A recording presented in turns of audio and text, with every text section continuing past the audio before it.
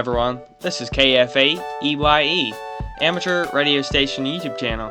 Before we get started with this video, be sure to like, subscribe, and leave a comment. Let me know what you think of these videos, and look forward to talking with you in the comments. But be sure to share it with family and friends too. But let's go ahead and get started with this video. So we're going to go here to logbooks, as we're already in the logbook area with World Radio League. If you wonder how to get to World Radio League, I'll leave a link down in the description so you can head to the World Radio League website. But first of all, let's show you how to create a logbook. We're going to click on Create New Logbook and hit New Logbook here. Then we're going to add the name of the logbook. We're going to add Test 1. And then you have to select your template for your logbook. You can either have Soda Hunter, WWF Hunter, IOTA, Islands on the Air, Activator Template, or many others, even satellite contacts. We're just going to leave it as the default for this logbook. You can also add your activities, POTA, Islands on the Air, Summits on the Air, and the Parks on the Air as mentioned. I don't know what this is, WWFF. Whiskey, Whiskey, Foxtrot, Foxtrot. Let me know in the comments down below if you know what WWF is. I don't know, so I would appreciate if you leave a comment down below of what that is. You can teach me something. Because the World Radio, or the ham radio community is all about learning. Ham radio itself is a great way to learn new things. So with that said, you can also have your saved locations, which is just my home station, but if you have different locations you operate from, be sure to add those if you want to have them there. So we're going to go ahead and hit save. Now you can go ahead and add the call sign for the QSO you have just made. From this instance, I'm going to use Kilo Foxtrot 8 Echo Yankee Echo. That is my call sign. And then we're going to add 520 for simplex. It automatically adds the band and the mode. You can change the mode if needed. You can also add the time, their park, auto spot, location, or power. You can also add special notes. So for this, I'm going to add test with the YouTube folks. So you can add your note. Then you can hit log the QSO. You can also add the activities, the home your station, your radio, or the antenna. You don't have to, but you can. You can also get a notification when your contact is confirmed. Each person must log the contact with the right frequency in order for the QSO to be confirmed. Then you'll get a notification saying your contact was confirmed. Confirmed contact. Now, don't ever log a contact with yourself just to get confirmed QSOs. This is just for a test, so I just wanted to show you guys. We're going to go ahead and delete that. So you get the idea of how to make a logbook and log a QSO properly. Now we're going to go back to the World Radio League homepage. We're going to show you how to start a POTA activation with World Radio League. We're going to click on New POTA Activation. You can add your park name. So for this park, we're just going to type in one letter, see what park comes up. There we go. We're just going to use Victoria Falls. And then you can add your frequency, 145.520, the national calling frequency in the United States for 2 meters FM. Then you can select your mode. It automatically adds it if you want to. You can also automatically add your auto spot to the POTA app website, which is another great feature. We will not be doing that because we're not actually activating a park. This is only a test. So then you can start logging for the park you're in. You know how to log the QSOs already from what I've showed you, so no need for me to log another one.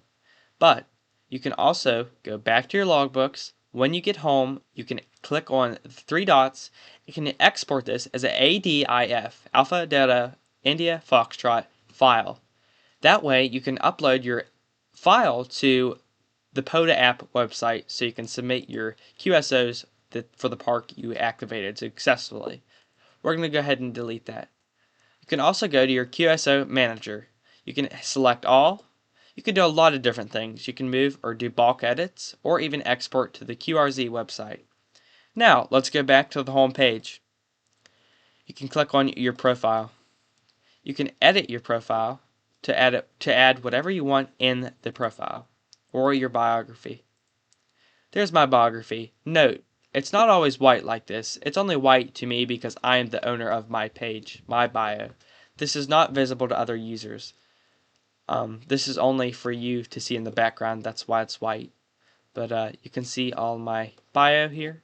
If you want to see my bio up close, be sure to check out my World Ready League page by going to the call sign search and search Kilo Foxtrot 8 Echo Yankee Echo. And it will pop up. It's going to take a minute, but it will pop up. There you go. Perfect. You can even send the user a message or show email address. You can see my subscription level is free. I don't currently have a whole lot of money to be spending on partner or memberships, but I do plan, and I'm going to once I have enough money to spend on a daily basis for War Ready League. It's cheap, but I just don't have the extra spending money at the moment. But anyways, let's go to analytics. Analytics is really cool. You can see all the analytics for each country and whatnot. So these are the countries I've talked to. This is with digital mode mostly, but you can see that. You can see USA states, activity, and streaks. But you get the idea. It gives you an awesome analytics area. Excuse me. Then we're going to go down to activities. Activities are super cool because it shows you the most recent.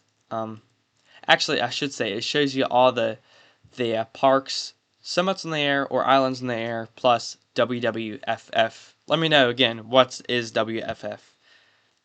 There we go. You can see a WWFF right there. So that's pretty cool. You can see the last activated one. And if I was going to be in this area, I could just go ahead and create a logbook for that area. Super easy. It automatically adds it. But anyways, enough with that. Let's go to the leaderboard. With the leaderboard, you can see the most contacts overall. 9 Yankee, 4 Delta Golf is the leader for the most contacts overall. And then you can see the top operators by mode. Single sideband is WU0M. He is the leader for the single sideband mode on War Ready League. You can also see longest distance contacts and most DX contacts. This guy, man, he's in the lead for a lot of them. So awesome that he's in the lead. And look at that, I'm the lead for West Virginia. Woohoo! That's pretty cool. There's not a whole lot of War Ready League users in West Virginia, but I'm trying to change that. I'm trying to make there be more War Ready League users because I love War Ready League. Please excuse me if my voice sounds a little rough. I just finished getting a cold. But anyways, let's go here. Let's see who the top user is. Oh, looky there. N0APX, Andy. Andy's a great guy. He's the top right now for Missouri. So great job, Andy. We're going to go down to contest. You can see all the upcoming contests. You can join them and log your contest QSOs with War Ready League. And like I said, you can export them if you need to. Here's the most recent contest, the ARRL 10 meter contest. You can see all the contacts that were logged with War Ready League on the 10 meter contest. So that's pretty good.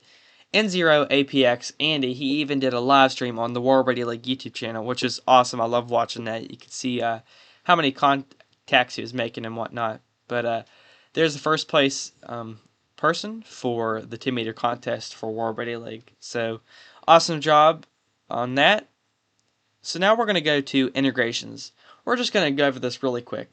You can have QRZ integration, Logbook of the World integration, and you can have cat control, WSJTX, N1MM, and N3FJP. You can connect your QRZ account to War Ready League, and your QSOs will automatically be tied to each platform. It makes it super handy, and I'll leave a link in the description where you can learn more about War Ready League if you have any questions. Also, be sure to ask, leave your questions down in the comments below. If you do have any serious questions, I can be sure to answer them for you at the best of my ability. If not, we'll get another hand that can answer them. That's what's great about the ham community. There's always someone willing to help help others out. Now, this is a really important part of World Ready League, is the founding members. You can become a founding member at World Ready League today for a basic membership for $3 a month, or just $36 billed annually. I would recommend going with the VIP to get $108 annually, so that's a great deal with all the packed full of features.